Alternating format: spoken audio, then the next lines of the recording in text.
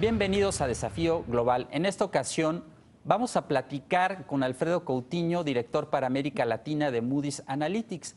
Vamos a hacer un enlace a Estados Unidos, a Filadelfia, Pensilvania, que es donde se encuentra Alfredo, quien ha sido representante de México en el proyecto macroeconométrico de Naciones Unidas y ha sido también coautor de varios artículos sobre México con Laurence Klein, quien es Nobel de Economía 1980. Alfredo, ¿cómo estás?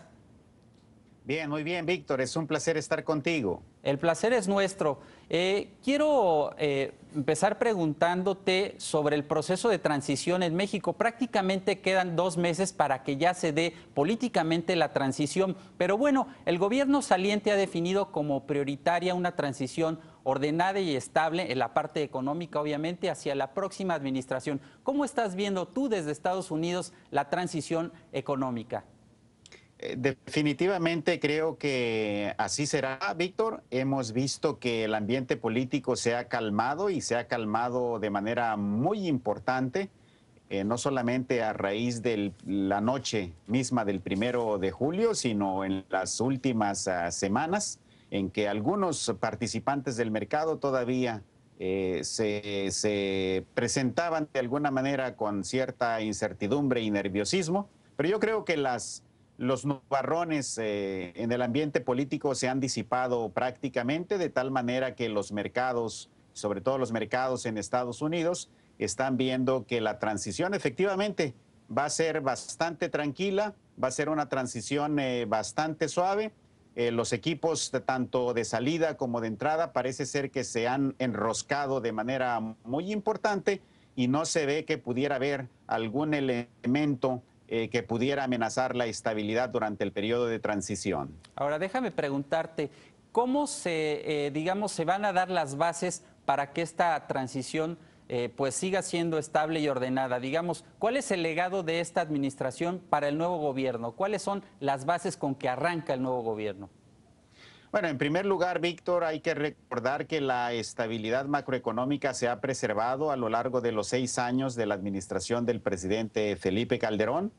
Tenemos una economía bastante estable en materia de inflación. Tenemos una economía con bases fuertes, con una política fiscal con disciplina. Tenemos disciplina en la política monetaria. Y prácticamente en términos del marco macroeconómico, la administración calderonista entrega una economía en marcha, una economía funcionando bastante bien, con el gran defecto de que no se pudo aumentar la capacidad productiva de la economía, lo cual hace que la nueva administración, que el nuevo gobierno, pues tome una economía funcionando bien, pero con un crecimiento muy pobre, con un crecimiento muy bajo para los requerimientos que necesita el país. De tal manera que la transición es buena, va a ser bastante calmada. Se entrega una economía con buenas cuentas, pero con un déficit en términos de capacidad productiva para crecer en los próximos 6 años. Podríamos decir que el crecimiento es uno de los pendientes que deja esta administración. ¿Qué otros factores o qué otros elementos ves tú que se quedan pendientes sobre los cuales tendrá que trabajar el nuevo gobierno? Bueno, yo creo que junto con el crecimiento económico, que es básicamente la variable fundamental para prácticamente todos los países, aunado al crecimiento, pues tenemos un déficit de empleo.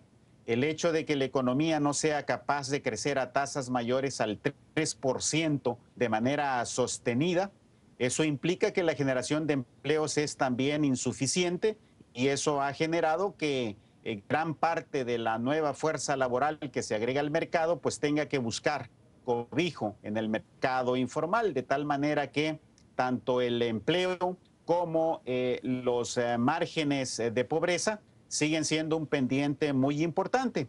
Como bien sabemos también en materia de seguridad hay un pendiente, sobre todo un reto muy fuerte para el nuevo gobierno, pues que va a tener que tomar desde el 1 de diciembre, de tal forma de poder garantizar a los mexicanos, a la sociedad, de que se puede vivir de manera tranquila y segura en el país. Y por supuesto, también en los próximos 6 años está el gran reto de que el nuevo gobierno tenga la capacidad de liderazgo político para sacar las reformas y los cambios estructurales que se necesitan para poder incrementar precisamente esa capacidad de crecimiento del país. Ahora, hablas de los factores internos que pueden generar ciertos nubarrones para el arranque de la próxima administración, pero cuando se diseñan los escenarios, pues también hay que ver el factor externo. Tú estás en Estados Unidos, independientemente del proceso electoral en curso, pues está también en un periodo muy complicado desde el punto de vista económico, se está desacelerando su economía de manera pronunciada y es el principal socio comercial de México, pero también hay otros elementos externos, Europa, China, etcétera. ¿Hasta qué punto el factor externo se convierte en un factor de preocupación? Bastante, Víctor. Afortunadamente, yo creo que lo has comentado, se me había escapado. Efectivamente, yo creo que la amenaza más fuerte que se tiene ahorita para México es lo que pueda pasar en los Estados Unidos a finales de este año, cuando también se da la elección del nuevo presidente y por supuesto se viene un problema muy fuerte que es resolver las finanzas públicas en el país. El tan llamado precipicio fiscal va a tener que resolverse antes de que termine el año, de tal manera que cuando entre la nueva administración en los Estados Unidos a mediados de enero próximo, ese problema debería estar resuelto al menos de manera teórica. Si eso no es así, para eso no tenemos que esperar hasta enero del próximo año, sino alrededor de diciembre de este año, vamos a saber si efectivamente la economía puede levantar ese cuello de botella y eso despejaría de alguna manera el ambiente externo o el choque externo para la economía mexicana. Asimismo, tenemos también problemas pendientes de deuda y de finanzas públicas en Europa. Y por supuesto, como tú lo acabas de mencionar, también tenemos procesos de desaceleración en una de las locomotoras importantes de la economía mundial, que son los países de economías emergentes. En este caso estamos hablando específicamente de China y de Brasil, que ahí todavía no sabemos si la desaceleración es coyuntural, se debe a una fase del ciclo económico, o si básicamente tenemos fracturas estructurales en esta economía que vayan a impedir que se dé una recuperación más pronta y más sostenida en el futuro. Pues Alfredo, muchas gracias por este enlace. Creo que ha sido muy completa esta revisión que hacemos de la transición económica de México y considerando también el factor externo.